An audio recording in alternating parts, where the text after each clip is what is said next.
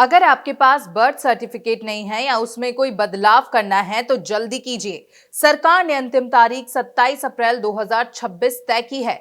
ऐसा हम नहीं कह रहे, बल्कि एक दावा सोशल मीडिया पर वायरल हो रहा है।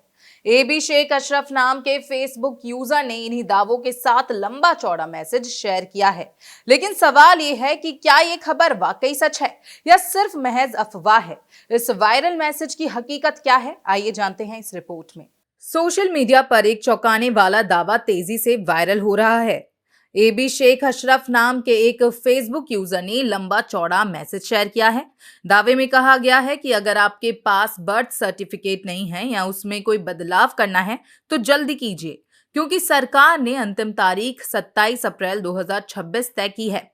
वहीं इसी साल के फरवरी महीने में कई न्यूज वेबसाइट्स ने खबर पब्लिश की और दावा किया कि भारत सरकार ने देश के नागरिकों के लिए बर्थ सर्टिफिकेट बनवाने या अपडेट करने की आखिरी तारीख 27 अप्रैल 2026 निर्धारित की है।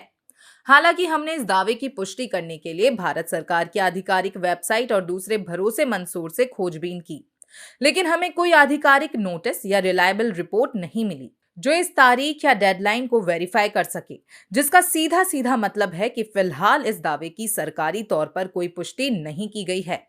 हमने बर्थ एंड डेथ रजिस्ट्रेशन करने वाले सिविल रजिस्ट्रेशन सिस्टम और office of the registrar general and census commissioner of India की आधिकारिक वेबसाइट को भी देखा, लेकिन उनमें कहीं भी डेडलाइन किए जाने का कोई नोटिस या प्रेस रिलीज नहीं मिला जो ये पुष्टि करे कि भारत सरकार ने 27 अप्रैल 2026 तक बर्थ या डेथ सर्टिफिकेट बनवाने की डेडलाइन जारी की है।